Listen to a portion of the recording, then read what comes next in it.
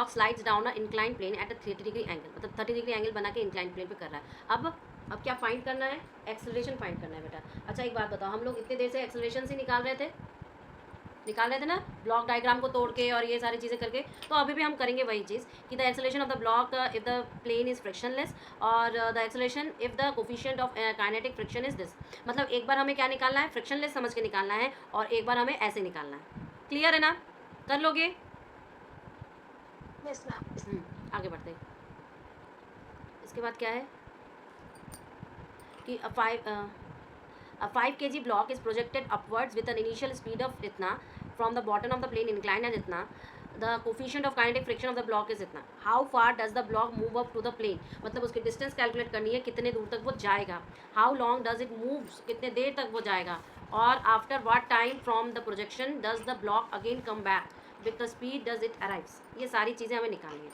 अब देखो इसमें क्या बताया गया है कि जब ब्लॉक ऊपर की तरफ जा रहा है, ठीक है, तो उसके ऊपर क्या जाए, क्योंकि ये इंक्लाइन पर है 30 डिग्री के, तो देखो पहले तो हम इसको तोड़ सकते हैं इजीली। तो इसने कैसे तोड़ा कि इधर वाला जो लगेगा वो तो mg लगेगा, लेकिन दो कोफिशिएंट्स में टूटेंगे क्योंकि 30 डिग्री का एंगल बना रहा है, तो एक mg cos थीटा और mg sin theta, cos theta वाली जो है इसके रिएक्शन के बराबर होगी। अच्छा, क्योंकि ये वापस एक्सेलरेशन नीचे की तरफ कर रहा है ये वाला, क्लियर? तो ये और ये दोनों सेम डायरेक्शन में होंगे कि नहीं? ठीक है। सो हम ये कहेंगे कि स्लोइंग डाउन द वेलोसिटी और एक्सेलरेशन जो है वो ऑपोजिट डायरेक्शन में ही होगा कि नहीं? एक्सेलरेशन वो नीचे धर धर धर धर गिरेगा, लेकिन वो जो ऊपर जो वेलोसिटी धीरे धीरे चल रहा है, राइट। सो हम क्या करेंगे कि जो वेलोसिटी जब अपवर्ड्स है तो एक्सेलरेशन डाउनवर्ड्स है, और दोनों इसलिए आपस में नेगेटिव होंगे। तो मैग्नीट्यूड ऑफ एक्सेलरेशन कैसे निकालेंगे? Equal to M A, equal to M A. तो एक तरफ तो फ्रिक्शनल फोर्स लगेगा और एक तरफ आपका साइन थीटा टी वाला है, दोनों मिला के आपके एक्सेलरेशन के बराबर फोर्स करवाएंगे। तो ये चीज़ की गई है। ये वाली लाइन समझ में आ गई ना, ये वाला इक्वेशन? हाँ। अब देखो क्या कह रहा है कि अगर एक्सेलरेशन इसका डाउनवर्ड डायरेक्शन में है तो ऑपोजिट साइन तो होगा ही होगा, ठीक है। लेकिन अगर मैं ये कहूँ कि आपका एस इजिकल टू हम क्या कहने की कोशिश कर रहे हैं बताओ? एस का कैसे वैल्यू निकालेंगे? एक हम लोग फॉर्मूला पढ़े थे लॉज ऑफ मोशन का, S is equal to U T plus half A T square, पढ़े थे ना? तो इसमें देखो इनिशियल वेलोसिटी दे दी गई है, ठीक है। टाइम हमें पता है नहीं, टाइम हमें पता है नहीं, हमें टाइम पता नहीं है, लेकिन क्योंकि हम सारी चीज़ें इनिशियल टाइम पे कैलकुलेट करेंगे, तो क्या मैं ये नहीं कह सकती कि टी इजिकल टू 0? कह सकती हूँ। पर ये सारी चीज़ें हम कब कहेंगे? जब हमें गिवन है टी इजिकल टू 0, ठीक है। बट व्हाट वी से राइट नाउ, अभी हमारी डायरेक्शन क्या है? हमारा डाउनवर्ड फॉलिंग है, ठीक है। हमारी फॉलिंग कैसी है?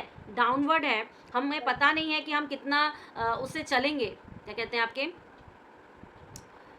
वेलोसिटी से चलेंगे, क्योंकि हमें सिर्फ इनिशियल वेलोसिटी पता है। तो ये सारी चीज़ें हम कैसे कैलकुलेट कर सकते हैं बताओ? डिस्टेंस एस हम कैसे निकाल सकते हैं? देखो है तो हमारे पास v is equal to U plus A T है, ठीक है। टी हमें पता नहीं है, ये हमें पता नहीं, तो हम तो इसका इस्तेमाल कर नहीं सकते। V square is equal to U square plus 2as, ये कर सकते हैं क्या? हाँ, क्यों कर सकते हैं? क्योंकि हमें ये चीज़ पता है, और ये चीज़ हम जा रहे हैं कि वो धीरे धीरे ऊपर चढ़ के बंद हो जा रहा है, वापस गिरने स्टार्ट कर रहा है, ठीक है। तो फाइनल तो 0 हो गया, ये 10 हो गया, ये 2 हो गया। एक्सेलरेशन हमने निकाला है -3.2 वाला, तो यहाँ पर एस निकाल सकते हैं, एस निकाल सकते हैं हम इजीली। डिस्टेंस निकाल लिया। अब टाइम निकालना है, टाइम भी हम ये वाले से निकालेंगे, क्योंकि जब सारी चीज़ें पता है तो हम ये पता कर लेंगे, टाइम पता कर लेंगे, ठीक है। इसके बाद क्या बोल रहा है कि आफ्टर व्हाट टाइम, ये तो हमने कर लिया, और कुछ बोल रहा है क्या? After what time from its projection does the block again come back, किस टाइम के बाद वो अगेन कम बैक करेगा? ये कैसे कैलकुलेट करेंगे बताओ बेटा जी? ये वाला कैसे कैलकुलेट करेंगे?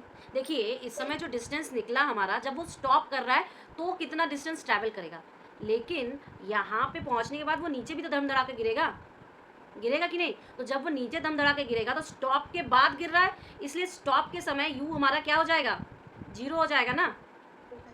तो half you T plus I T square वाले इक्वेशन में ये पार्ट 0 हो जाएगा, ये पार्ट मेरा वही 7 जो अभी निकला आपका 7.58 हो जाएगा, और a है t हम निकालेंगे, तो t फिर फाइनली हम निकाल लेंगे। तो ये आपका गिरने वाला t हो गया, क्लियर है। तो पहले वाली टी और दूसरे वाली टी, दोनों टी मिला के क्या करवाएगी कि वो इतना डिस्टेंस ट्रैवल किया, मतलब ओवरऑल टाइम उसको लगा वापस, पहले जाके वापस आने में, ठीक है। तो जाके वापस आने में जब आपको इतना टाइम लगा तो इसका मतलब आप स्पीड कैलकुलेट कर सकते हो वहीं से, क्योंकि आपको टोटल टाइम पता चल रहा है। क्लियर? Yes ma'am. हाँ ठीक है, एक बार इस क्वेश्चन को अपने हाथ से निकालना हो जाएगा। नेक्स्ट देखिए क्या कह रहा है। अब यहाँ पर देखो पुली आ गई है, ठीक है। अब क्या कह रहा है कि 2 blocks mass capital N and small m are arranged as shown in the figure. If m is 50 kg, then determine the minimum and maximum values of the mass of the block m to keep the heavy block stationary. मतलब heavy block को stationary ही रखना है हमें, ठीक है। और minimum और maximum values निकालनी है किसकी, छोटे वाले को। Clear?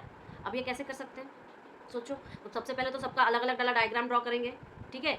Mass body diagram draw करेंगे। तो मास बॉडी डायग्राम में ये अगर जो ब्लॉक बड़ा वाला है तो इसके सारे क्वांटिटीज़ कैसे निकालेंगे। देखिए, एक तो ये इसकी mg लग रही है, लेकिन अलॉन्ग थीटा लगाएंगे तो कॉस थीटा नॉर्मल के ऑपोजिट होगी। टेंशन उसका इधर लग रहा है, क्यों? क्योंकि पुली आपकी इधर है और ये होगी किसके बराबर, mg साइन थीटा के। रखना है इसको स्टेशनरी है, रखना हमें किसको है, स्टेशनरी है। अब अगर हम इधर में से छोटी वाली ब्लॉक लें तो उसका mg तो डाउन स्टेयर्स लग रहा है और ऊपर उसकी बस टेंशन लग रही है। क्लियर है? एंगल इन लोगों ने कितने डिग्री का बनाया है, 37 डिग्री का। क्लियर? तो अगर हम ये कहें कि एंगल ऑफ इंक्लाइनेशन जो है वो प्लेन का मोर है एंगल ऑफ रिस्पॉन्स के, तो क्या ये सारी टेंडेंसी स्लाइड डाउन वाली होगी ना। एक याद करिए हम लोगों ने वो फ्रिक्शन का फॉर्मूला बताया था कि आप हमेशा ग्रेटर दैन इक्वल टू ही लिखोगे या लेस दैन इक्वल टू ही लिखोगे। क्या लिखेंगे हम लोग, बताओ। मानो कि आपकी जो ये वाली बॉडी है इस पर अगर इक्विलिब्रियम लगाया जाए तभी तो वो स्टिल रहेगी, वो हिलेगी नहीं, रेस्ट पर रहेगी। तो मैंने क्या बोला कि इक्विलिब्रियम एम पर अगर एक ये वाली क्या है, ये टेंशन के बराबर है ना, और साथ ही साथ आपका क्या लगवा रही है, फ्रिक्शन लगा रही है। टेंशन भी लगा रही है, फ्रिक्शन भी लगा रही है मोशन के अलावा। तो बोला जा रहा है कि फ्रिक्शन और इसकी डायरेक्शन तो ऐसी है, लेकिन जो आपके mg साइन थीटा है उसकी डायरेक्शन ऐसी है, तो दोनों को बराबर करेंगे। तो देखो दोनों को उसने बराबर किया और साथ में ये इक्वेशन लाया, ठीक है। अब आप मुझे ये बताओ कि जो इसका ये कॉस थीटा वाला डायरेक्शन है वो किसके बराबर है, नॉर्मल के बराबर है। हाँ, तो ये दोनों इक्वेशन समझ में आ गया। नेक्स्ट देखो, इक्विलिब्रियम पर जब ये चीज़ रहेगी तो नीचे वाली और ऊपर वाली एक दूसरे को बराबर करेगी, तो इसलिए तीसरा हुआ। अब टी के जगह पे इसको मैंने पुट किया। क्लियर? तो जब हमने इसको पुट किया तो हमारा जो फ्रिक्शन निकला स्टैटिक रहने के लिए less than equal to F max होना चाहिए, ठीक है। और ये वाला चीज़ तो हमने यहाँ से लिख दिया और एफ मैक्स वाली चीज़ जो है वो हमने ये लिख दी। क्लियर है? म्यू एस के साथ। तो कुल मिला के मेरा ये क्वांटिटी बना। और क्योंकि कैपिटल एम जो है स्मॉल एम से क्या है, कैपिटल एम स्मॉल एम से बड़ा है, इसलिए ये लाइन आ गई, आई कि नहीं। सो फाइनली हमने m को क्या रखा, 6 से बड़ा रखा। तो इसलिए हम कह सकते हैं कि जो मिनिमम वैल्यू है वो 6 होनी ही चाहिए, ठीक है। और मैक्सिमम वैल्यू कैसे करोगे, मैक्सिमम वैल्यू बोलोगे कि वो 54 kg होनी ही चाहिए। ओके। सपोज दैट कि एक ब्लॉक बोला गया है, सिंपल सा है, मैं दे रही हूँ आपको कि मान लो कि एक ब्लॉक जो है वो स्लाइड डाउन हो रही है, ठीक है। Slide down at an angle आपका 30 डिग्री का, ठीक है। और एक्सेलरेशन जो है एक्सेलरेशन जो है वो मैं लिख दे रही हूँ g/4। Find the coefficient of kinetic friction, मतलब म्यू के क्या होगा, कोशिश करिए। तो आंसर क्या आ जाएगा, √3/6। आंसर है आपका √3/6। गुड। नेक्स्ट देखो, नेक्स्ट हम निकालेंगे कि कैसे वर्क डन करते हैं किसी भी कोई बॉडी है जो कि मूव कर रही है किसी हॉरिजॉन्टल सरफेस पे या किसी इंक्लाइन सरफेस पे, ठीक है। तो सबसे पहले हम वर्क डन करेंगे, work done in moving a body over a rough horizontal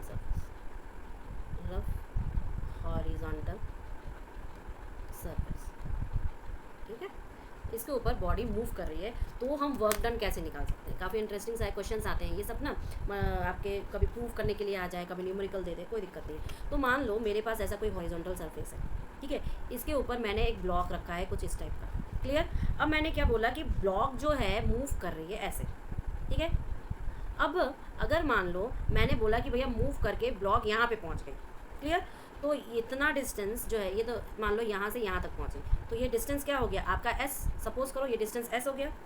अच्छा, अब इस ब्लॉक को जब हम तोड़ेंगे डायग्राम में तो मेरे पास क्या होगा, यहाँ पर क्या लगेगा, mg लगेगा, ठीक है। और ये mg का रिएक्शन आपका जो होगा वो r होगा, ठीक है। अब फ्रिक्शनल फोर्स आपकी लग इस डायरेक्शन में रही है, मोशन कर इस डायरेक्शन में रहा है, क्लियर, ओके। ये डिस्टेंस आपको बेटा जी दी हुई रहेगी, ठीक है, इतना डिस्टेंस वो उस बॉडी ने मूव किया, ये दी हुई रहेगी, क्लियर, समझ रहे हो ना। तो रिएक्शन किसके बराबर होगा, ये आर हो गया म्यू आर इंटू एस। अब हम इस आर को किसके बराबर लिख सकते हैं, नीचे वाले एम जी के बराबर लिख सकते हैं। तो हमने ये देखो क्या लिख दिया, mu M G into S is equal to आपका वर्क डन किया। तो किसके किसके ऊपर डिपेंड करेगा, मास के ऊपर, जी तो तुम्हारा कांस्टेंट है, और एस डिस्टेंस कितना मूव किया ये इसके ऊपर डिपेंड करेगा, क्लियर है। तो अगर कोई पूछे कि भाई ये किसके ऊपर डिपेंड कर रहा है, क्योंकि ये म्यू के ऊपर डिपेंड कर रहा है, तो इसका मतलब मटेरियल और नेचर ऑफ द सरफेस पर डिपेंड करेगा, म्यू पर डिपेंड कर रहा है। सो डिपेंड्स आपका जो ये वर्क डन है, क्योंकि इसके ऊपर डिपेंड कर रहा है, इसलिए ये जो है किसके ऊपर डिपेंड करेगा, depends on the nature and material of the body in contact, clear है ना, क्लियर है। आगे बताऊं, अब मान लो कि अगर हमारे पास कोई इंक्लाइन बॉडी हो, तो सपोज करो मैं दूसरा वर्क डन क्या निकालूंगी कि work done of moving body कहाँ पर है, इंक्लाइंड प्लेन पर है, और साथ में रफ है, साथ में क्या है, रफ है, यानी कि मुझे फ्रिक्शन को ध्यान में रखना है, क्लियर। अब डायग्राम इसका ड्रॉ करते हैं। डायग्राम क्या कह रहा है कि मान लो कि ये हमारे पास कोई जैसे एक वेज है इस टाइप का, ठीक है, और ये कोई एंगल बना रहा है, सपोज करो थीटा, इसके ऊपर कोई बॉक्स रखा हुआ है ऐसे। अब ये बॉक्स तो कर रहा है मूव, भाई ये बॉक्स क्या कर रहा है, मूव। अब तुम बताओ इस बॉक्स के यहाँ से क्या लगेगा, mg लगेगा ना। तो ये चीज़ क्या हो जाएगी, ये चीज़ आपकी क्या हो जाएगी, cos थीटा, तो mg cos थीटा, ठीक है। अब ये जो फोर्स लगा के हम इसको धक्का देके ऊपर की तरफ ले जा रहे हैं, तो मैंने P बता दिया भाई इसको, ये mg cos थीटा का जो रिएक्शन वाला है वो यहाँ हो जाएगा, और साथ ही साथ ये वाली क्या हो जाएगी, mg sin थीटा, ठीक है। ये सारी चीज़ें हो गई, और इधर क्या लग रहा है आपका, ये वाली चीज़ क्या लग रही है आपकी, फ्रिक्शनल फोर्स F लग रही है। तो कुल मिला के हमने सारा इसको तोड़ ताड़ दिया। अब हम अपना काम करेंगे, अब हम सपोज करो अपना काम करेंगे। तो पहले मैंने ये बोला कि देखो ऑपोजिट डायरेक्शन में क्या है कि जो mg cos थीटा है इसके ऑपोजिट डायरेक्शन में आपका रिएक्शन है, साथ में जो हम फोर्स P लगा रहे हैं ये आपके फ्रिक्शनल फोर्स F और mg sin थीटा के बराबर है। ये सारी चीज़ें हम कर सकते हैं। तो हम बोलेंगे भैया सबसे पहली कंडीशन है एट इक्विलिब्रियम। तो इक्विलिब्रियम में मैं कहूँगी भाई कि R जो है वो आपके mg cos थीटा के बराबर है, और दूसरी चीज़ आपकी जो P है, जो फोर्स हम लगा रहे हैं इसको मूव करवाने के लिए, वो अगर इक्विलिब्रियम में लगाना है तो आपका mg sin theta plus F के बराबर है, क्लियर है ना। अब हम क्या कर रहे हैं, क्योंकि हमने फोर्स लगाया है इंक्लाइंड बॉडी पर जिसको कि वो डिस्टेंस s मूव करे, जिससे कि वो डिस्टेंस s मूव करे, तो हम लगाएंगे कि since P is applied as to move distance आपका s, तो हम क्या कर सकते हैं, work done is equal to force into distance, clear है। तो ये क्या हो सकता है भाई बताओ, W is equal to P into S, यही तो फोर्स है और जो एस के बराबर है। अब P के जगह पे हम P वाले वैल्यूज रख देंगे, mg sin theta plus F, clear है, रख सकते हैं ना, कोई दिक्कत तो नहीं, इंटू एस। अब देखो, अब हमारे पास ऑप्शन है कि हम क्या करें, क्योंकि जो R है ये तो हमारा ये हो गया mg sin थीटा हो गया, R की यहाँ पे बात ही नहीं है, लेकिन ये F को हम क्या कह सकते हैं, इस F को हम क्या कर सकते हैं बताओ, F को क्या कर सकते हैं, F is equal to mu R कर सकते हैं क्या, F is equal to mu R कर सकते हैं। तो हमने क्या किया कि F is equal to mu R put किया, कहाँ पे पुट किया, इस पर पुट किया। तो कुल मिला के W क्या हो गया, W हो गया मेरा, कलर चेंज करते हैं, W हो गया मेरा mg sin theta plus mu R, ठीक है, इंटू एस। अब R जो है ये देखो mg cos थीटा है, तो और तोड़ते हैं भैया कि mg sin theta plus mu times of mg आपका cos theta into S, clear है ना, ठीक है। ये क्वेश्चन क्या दिया है कि एक आपका इंजन है, उसका पावर निकालना है जो कि 5000 क्विंटल एक ट्रेन है जिसका इंक्लाइनेशन 1/50 है। अब जब इंक्लाइनेशन बेटा ऐसे दिया रहे ना, तो मैं क्योंकि पहला क्वेश्चन है तो मैं इसको रिजॉल्व कर दे रही हूँ आपका। जब इंक्लाइनेशन 1/50 दिया रहे तो आप पता है इसको कैसे तोड़ोगे, इसको आपको तोड़ना पड़ेगा, 1/50 कर देते हैं, मतलब साइन थीटा जो लिखोगे वो आप 1/50 लिखोगे। और क्विंटल का पता है ना, 1 क्विंटल बराबर कितना होता है, इंटू क्या होता है, कितने केजी में आता है, 10⁻1 इंटू 10⁻5 kg होती है, ठीक है। तो ऐसे आपको कन्वर्ट करके फिर आंसर निकालना है। कोशिश करो इस क्वेश्चन को। तो इसका क्या हुआ, बस डायरेक्टली सारे वैल्यूज को पुट करने हैं, यहाँ पर v से मल्टीप्लाई करेंगे क्योंकि हमें रेट दिया हुआ है और हमें पावर निकालना है, वर्क डन नहीं निकालना है, ठीक है। इसलिए डिस्टेंस को मत खोजने लग जाएंगे सब कोई, क्लियर। अब देखो नेक्स्ट हम लोग क्या, मेनली हमारा कंसेप्ट क्या है, कंसेप्ट है आपका सेंट्रीपिटल फोर्स का, सेंट्रीपिटल फोर्स, क्लियर। अब देखो आप कहीं भी आप जाओगे ना तो सड़कें ऐसे गोल होती हैं, ठीक है, और थोड़ी सी किनारे से ऊपर की तरफ चढ़ी होती है। एक्चुअली ये कब होता है, जब बॉडी जो है ना यूनिफॉर्म सर्कुलर मोशन करती है। इसका तभी आप देखोगे जब बॉडी क्या करेगी, यूनिफॉर्म सर्कुलर मोशन करेगी, सर्कुलर मोशन करेगी, ठीक है।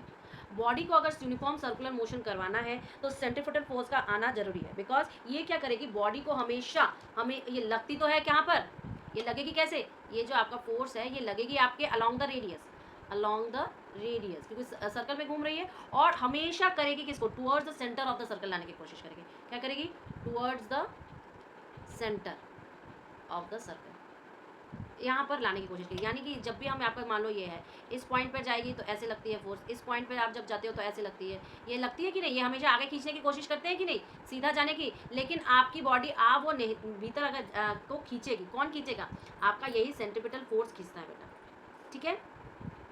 तो आप अगर किसी पॉइंट पर देखोगे, किसी इंस्टेंट पर देखोगे तो बॉडी हमेशा स्ट्रेट लाइन, उसके टेंजेंट जाने की कोशिश करती है, बट क्योंकि बॉडी को कॉन्स्टेंटली मूव करना है सर्कुलर मोशन में, सो इसमें सेंट्रीपिटल एक्सेलरेशन बोलो या आप रेडियल एक्सेलरेशन बोलो, बॉडी को कर्व मूव करवाती है, ठीक है। एक्चुअल में सेंट्रीपिटल एक्सेलरेशन, या आप बोल सकते हो कुछ भी, रेडियल एक्सेलरेशन बोल सकते हो, रेडियस के अलॉन्ग लगती है। तो ये जो है ना वो ए क्या हो गई, इसका मतलब v²/r, याद रखना, ये जो आपका एक्सेलरेशन होता है v²/r, और क्योंकि आपका v/r क्या होता है, बताओ, ओमेगा क्या होता है, इस चीज को हम ऐसे लिख सकते हैं क्या, r⍵², a = r⍵², लिख सकते हैं। मतलब मैंने क्या किया, देखो a = v²/r लिखा, ठीक है, ऊपर नीचे मैं r से मल्टीप्लाई कर दूँ अगर, ठीक है, ऊपर नीचे अगर मैं r² से मल्टीप्लाई कर दूँ तो एक ये तो कट जाएगा, और ये क्या बना, r × v²/r², ठीक है, और v/r जो होता है वो मेरा ओमेगा होता है। तो क्या मैं इसको ऐसे नहीं लिख सकती, वापस लिख सकती हूँ भाई ऐसे। सो मेरा जो ये सेंट्रीपिटल एक्सेलरेशन हुआ, सेंट्रीपिटल एक्सेलरेशन हुआ, ये किसके बराबर होता है, v²/r के बराबर होता है या r⍵² के बराबर होता है, ये ध्यान रखना। फॉर्मूला बेस्ड भी क्वेश्चन पूछ सकता है या थोड़ा घुमा के भी पूछ सकता है, इट डजंट मैटर। तो जब ये एक्सेलरेशन निकल गया तो मैं फोर्स नहीं निकाल सकते, सेंट्रीपिटल फोर्स, बस m से मल्टीप्लाई कर दो, तो mv²/r हो सकता है या mr⍵² हो सकता है, सेंट्रीपिटल फोर्स, ठीक है, सेंट्रीपिटल फोर्स और सेंट्रीपिटल एक्सेलरेशन कर सकते हैं ना। एक होता है बेटा आपका सेंट्रीफ्यूगल,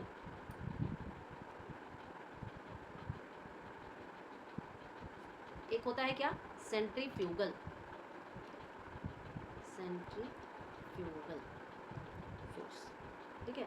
देखो जब बॉडी सर्कुलर मोशन में चल रही है, ठीक है, तो आप जब किसी एक इंस्टेंट पर देखोगे तो आपको क्या लगेगा, वो टेंजेंशियल है, स्ट्रेट जाने की कोशिश करती है, ठीक है, मैंने यही बोला। पर क्या है कि सेंट्रीपिटल एक्सेलरेशन उसको क्या कर देती है, हमेशा सेंटर की तरफ खींच के लाती है। लेकिन सेंट्रीफ्यूगल फोर्स का क्या है कि अगर बॉडी सर्कुलर पाथ में मोशन कर रही है, बॉडी अगर कहाँ पे मोशन कर रही है, सर्कुलर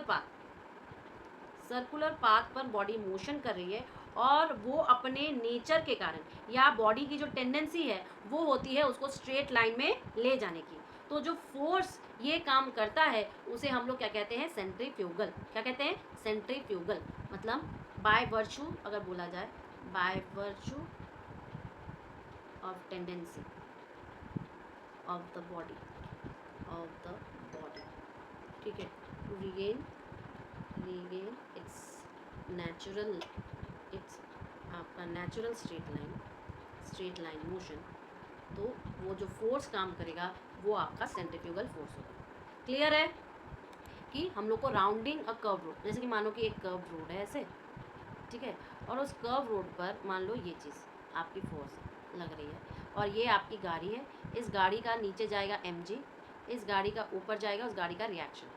क्लियर है? अब मैंने आपको बोला कि भैया एक व्हीकल है जो कि राउंड घूमेगी कर्व रोड पर, तो इसको सेंट्रीपिटल फोर्स लगाएगा। सेंट्रीपिटल फोर्स क्या करेगा, इस बॉडी को कर्व घुमा के सेंटर की तरफ टेंडेंसी कर्व रखेगा ना, रखेगा। अच्छा, अब फोर्स ऑफ फ्रिक्शन भी काम करेगा बॉडी के व्हील और रोड पर, रोड जो है खुरदुरी सी उस पर फ्रिक्शन भी काम करेगा। तो हम ये कह सकते हैं कि एक तो सेंटर पर उसको खींच रहा है और एक आपका फ्रिक्शनल फोर्स लग जा रहा है, तो यानी कि हमारे पास कितने हो गए, mg हो गया, r हो गया, f हो गया। f क्या है आपका, फ्रिक्शनल फोर्स है बेटा, इसको हम लोग फ्रिक्शनल फोर्स कहेंगे, ठीक है। तो 3 चीज़ें हमारे पास हो गई। तो अब मान लो कि बॉडी जो है कोई एक्सेलरेशन नहीं कर रही है वर्टिकल डायरेक्शन में, इस डायरेक्शन में बॉडी का कोई एक्सेलरेशन है, नो, बॉडी सिर्फ इधर इसको सेंटर पे खींच के आगे की तरफ मूव कर रही है। तो हम ये कहेंगे कि भैया वर्टिकल डायरेक्शन में बॉडी के पास नो एक्सेलरेशन की कंडीशन है, नो एक्सीलरेशन की कंडीशन है, ठीक है। तो जब नो एक्सेलरेशन की कंडीशन है तो हम ये नहीं कह सकते कि r minus M G is equal to zero, यानी कि r is equal to M G कह सकते हैं। अब देखो सेंट्रीपिटल फोर्स क्या करेगी, बॉडी को सर्कुलर मोशन में लाएगी, क्योंकि सरफेस पर रोड का क्या है, कर्व किस्म का है।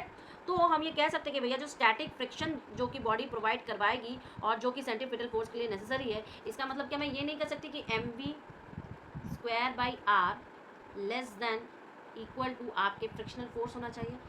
फ्रिक्शनल फोर्स होना चाहिए, ये जरूरी पार्ट है ना स्टैटिक फ्रिक्शन का काम के लिए, नेसेसरी है, ठीक है। आप बोलोगे क्या यहाँ पे कि स्टैटिक फ्रिक्शन जो F है वो प्रोवाइड करवाता है नेसेसरी सेंट्रीपिटल फोर्स, प्रोवाइड करवाता है नेसेसरी सेंट्रीपिटल फोर्स, ठीक है। नेसेसरी सेंट्रीपिटल फोर्स ये प्रोवाइड करवाता है, इसलिए मेरी ये कंडीशन आ गई, क्लियर। लेकिन अगर मैं ये बोलूँ कि v जो है कार टर्निंग वेलोसिटी है, म्यू जो है वो कोफिशिएंट है, स्टैटिक कोफिशिएंट, r जो है रेडियस है सर्कुलर ट्रैक की, radius of the circular track, clear. तो जब ये सारी कंडीशन है तो मैं इन सब चीज़ों को इकट्ठा करूँ, इकट्ठा करके मैं ये भी जानती हूँ कि जो f होता है वो क्या होता है, म्यू एस r होता है, या मैं ये भी तो कह सकती हूँ म्यू एस एम जी कह सकती हूँ, क्योंकि ये mg के बराबर है, क्लियर। तो ये कहना जरूरी है कि जो टायर्स का और रोड के बीच का फ्रिक्शन हुआ, स्टैटिक फ्रिक्शन हुआ, वो कुछ इस टाइप का होगा कि M V square by R less than equal to mu S M G, या मैं ये भी तो कह सकती हूँ कि जो v होगा वो less than equal to mu S R G का अंडर रूट, ठीक है, क्लियर है। तो इसका मतलब मैं मैक्सिमम वैल्यू क्या बोल सकती हूँ भैया, maximum value mu S R G ही हो सकता है, जो कि आप बोलोगे कि व्हीकल की होगी जिससे कि वो कर्व पाथ को कर पाए, ठीक है, कर्व पाथ को फॉलो करते हो कि वी मैक्स क्या हो सकता है, कार की वेलोसिटी म्यू एस आर जी, ठीक है, ओके। दूसरा पॉइंट क्या है, बैंकिंग ऑफ फोर्स, यानी कि आप देखोगे कि अगर आपकी कर्व ऐसी वाली है तो ये वाली जो साइड है ना वो थोड़ी सी ऊंची होती है, कैसी होती है, ऊंची होती है, यानी कि आपको लगेगा कि ये वेज पर ट्रैवलिंग हो रही है, कैसे ट्रैवलिंग हो रही है, वेज पर, समझ रहे हो, वेज पर गाड़ी मूव कर रही है, मतलब गाड़ी यहाँ पर मूव कर रही है और ये किसी वेज पर है, किसी एक एंगल पर टंगी हुई है, समझ रहे हो। तो जब ऐसी कंडीशन पर आ गया तो क्या मैं वेज वाले कंडीशन में जैसे तोड़ती हूँ वैसे तोड़ सकती हूँ, तो मेरी कार तो यहाँ पर है, लग नीचे कुछ और रहा है, ठीक है, यहाँ पे लग इसकी सड़क के साथ फ्रिक्शन ऐसे रही है, ठीक है, कार का ये आपका रिएक्शन है, ठीक है। अब यहाँ पर क्या होगा बताओ, देखो ये तो आपकी थीटा है, ये आपकी क्या है, थीटा है। अब आप कार के साथ जब सारी चीज़ों को तोड़ोगे तो मैं ऐसे तोड़ सकती हूँ ना ऊपर ले जाके कि ये आपकी कॉस थीटा हो गई, आर कॉस थीटा, ये यहाँ पर आपकी साइन थीटा आएगी, ये वाली आपकी क्या आ जाएगी, साइन थीटा आ जाएगी, आर साइन थीटा, ठीक है।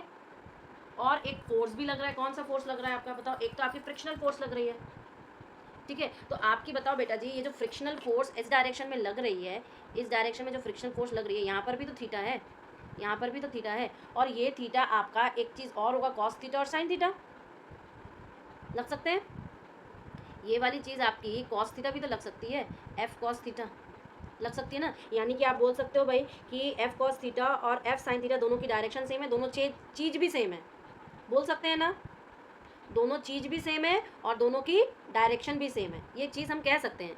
क्लियर? ये डायग्राम समझ में आया ना आपको कैसे टूटा है? अब हम सबसे पहले कौन से देखो, सबका हमें पता है डायरेक्शन क्या है, सबका हमें पता है कौन सा किसके चीज़ के बराबर है। तो अगर सबसे पहले कंडीशंस मैंने ये बोल दिया कि यहाँ पर कोई एक्सेलरेशन है ही नहीं, सपोज करो फर्स्ट कंडीशन क्या हो गई कि if there is no acceleration, ठीक है, तो पहली कंडीशन है कि if there is no acceleration, तो क्या हो जाएगा, सारी चीज़ों को इक्वल कर दो ना, आर कॉस थीटा किसके किसके बराबर होगा, एम जी के बराबर होगा और प्लस एफ साइन थीटा के बराबर होगा, एम जी के बराबर होगा और एफ साइन थीटा के बराबर होगा। यानी कि वो ये वाला तो आपका हो गया कॉस थीटा और ये वाला हो गया साइन थीटा वाला ना, तो एफ साइन थीटा। क्लियर? नीचे वो भी है, दोनों चीज़ सम हो गई। क्लियर? अब मान लो कि जो व्हीकल की वेलोसिटी है, या सीधे कार लिख देते हैं, कार की वेलोसिटी जो है वो आपकी क्या है, वी है, ठीक है, कार की वेलोसिटी आपकी वी है, जो कि आपके ये जो बैंड रोड है, बैंड रोड का मतलब जो किनारा आपका उबड़ा हुआ रहता है, वहाँ पर एक सेंट्रीपिटल फोर्स लग रहा है, वही तो उसको खींच के भीतर की तरफ लगा रहा है, सेंटर की तरफ ला रहा है। तो मैं आपको ये भी तो कह सकती हूँ कि आर साइन थीटा प्लस आपका जो एफ कॉस थीटा है, ये दोनों इसको नीचे इस तरफ ला रहा है, यानी कि आपके सेंट्रीपिटल फोर्स की तरफ ला रहा है, M V square by R की तरफ ला रहा है, ठीक है। अच्छा, अब एफ क्या है, एफ आपका फ्रिक्शन है, और ये चीज़ हम जानते हैं बेटा कि अगर मैक्सिमम वाली कंडीशन पर तो म्यू एस आर के बराबर है, म्यू एस आर के बराबर है, और आर किसके बराबर, अभी हमने ऊपर देखा है एफ भी देखा है, म्यू एस भी देखा है, सारी चीज़ें देखी है। तो क्या मैं ये नहीं कह सकती कि जो आर कॉस थीटा है आपका, आर कॉस थीटा है वो आपके M G plus mu S R sine theta के बराबर है। ऊपर से हम ये कर सकते हैं, अब पुट कर दो वैल्यूज़ को, एम वी स्क्वायर के वैल्यू को, यानी कि मैं ये कह सकती हूँ कि R sine theta plus mu S R cos theta is equal to M V square by R, कह सकते हैं ना, कह सकते हैं। तो क्या मैं इसमें से आर कॉमन ले लूँ, आर कॉमन ले लूँ अगर इस लाइन से, तो क्या हो जाएगा, sine theta plus mu S cos theta is equal to M V square by small R, कर सकते हैं। अच्छा, एक चीज़ और है, मेरे को एम जी वाला पार्ट भी देखना है, एम जी वाला पार्ट भी देखना है, जैसे कि चीज़ें मेरे पास समान आ जाए। तो मैं इस वाले पार्ट से, कहाँ गया एम जी वाला पार्ट, हाँ ये वाला, तो इस वाले से भी हमें कॉमन चीज़ निकालनी है। तो इस वाले से कैसे कॉमन निकालेंगे बताओ बेटा जी, आर कॉमन ले लो और यहाँ पर कॉस थीटा बचा minus mu S sine theta बचा इज इक्वल टू आपका एम जी हो गया, कर सकते हैं। तो आर की वैल्यू निकाल सकते हैं, फिर इस आर की वैल्यू को इसमें पुट करेंगे, देखिए कैसे।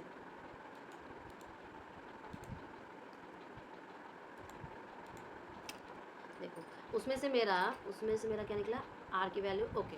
तो हम डायरेक्टली यहाँ पे लिख सकते हैं भाई कि आर इज इक्वल टू आपका M G upon cos theta minus mu S static friction का कोफिशिएंट इनटू साइन थीटा, ठीक है। इस आर की वैल्यू वो एम आर स्क्वायर वाले में पुट कर दो, एम आर स्क्वायर वाले में पुट कर दो, तो क्या आ जाएगा, M G sine theta plus mu S cos theta divided by cos theta minus mu S sine theta, और ये सब बराबर है M V square by R के, ठीक है। तो दोनों तरफ एम एम कैंसिल हो जाएगा, तो वी स्क्वायर निकल जाएगा ना, एम एम कैंसिल हो जाएगा, तो इससे हमारा क्या निकला, वी स्क्वायर हो जाएगा R G sine theta plus mu S cos theta divided by cos theta minus mu S sine theta, ठीक है। अब इसको हम लोग टैन थीटा में कन्वर्ट कैसे कर सकते हैं बेटा जी, यहाँ से कॉस थीटा कॉमन ले लो, टैन थीटा में कल ही हम लोग ने ऐसा किया था एक, तो R G cos theta might भीतर जाएगा टैन थीटा हो जाएगा प्लस म्यू एस, ठीक है, डिवाइडेड बाई कॉस थीटा बाहर ले लो जिससे कि मेरा कटना भी इजी हो जाए, 1 minus mu S tan theta, तो ये कट गया, कॉस थीटा कट गया, तो मेरी वी की वैल्यू अंडर रूट में आ गई ना, वी की वैल्यू अंडर रूट में आ गई, और ये हो जाएगा R G mu S plus tan theta divided by 1 minus mu S tan theta, ठीक है। और ये सारा अंडर रूट होगा। अब ये क्या है, ये आपकी मैक्सिमम वेलोसिटी है बेटा, जो कि कार की होनी चाहिए, मैक्सिमम वेलोसिटी ऑफ कार, और कार कहाँ है, ऑन अ बैंक्ड रोड पर है, बैंक्ड रोड, क्लियर है, ये चीज़ क्लियर है। तो कभी कभी क्या होता है कि अगर मान लो कि रोड बहुत स्मूथ है तो म्यू एस जो होगा ये 0 हो जाएगा, स्मूथ के लिए, परफेक्टली स्मूथ के लिए हो जाएगा, याद रखना। अगर एग्जाम में क्वेश्चन में परफेक्टली स्मूथ लिखा है तभी होगा। तो परफेक्टली स्मूथ 0 हो जाएगा। जब 0 हो जाएगा तो इसमें इसकी वैल्यू 0 पुट कर देंगे, तो मेरे पास आर जी टेन थीटा सिर्फ बचा, आर जी टेन थीटा बचा उसका अंडर रूट के साथ। क्लियर है ना? क्लियर है? तो ये सारी चीज़ें बेटा आपको ध्यान रखनी पड़ेगी। हो जाएगा ना? ये चीज़ समझ में आया? मैंने क्या किया, मैंने आपको ये कहा कि ये हमारी गाड़ी इस पर ट्रैवल कर रही है, ठीक है, ये गाड़ी हमारी इस पर ट्रैवल कर रही है क्योंकि ये बैंक रोड है, तो ये क्या हो गया, उसकी हाइट हो गई और ये मान लो कोई डिस्टेंस है। अब इस ट्रायंगल को अगर हम ड्रॉ करें तो क्या मैं पाइथागोरस थ्योरम से ये लगा सकती हूँ? अच्छा, tan थीटा भी मैं ड्रॉ कर सकती हूँ। अब मैंने जब बोला कि म्यू एस परफेक्टली स्मूथ है, परफेक्टली स्मूथ है, परफेक्टली स्मूथ है, तो परफेक्टली स्मूथ के लिए मेरी ये कंडीशन है, ये कंडीशन तो वो प्रोवाइड नहीं किया सेंटीमीटर फोर्स। जब वो सेंटीमीटर फोर्स ही प्रोवाइड नहीं किया तो मेरे पास ये वैल्यू आ गई tan theta is equal to, मैंने दोनों को इक्वेट किया और मेरे पास ये वैल्यू आ गई। क्लियर?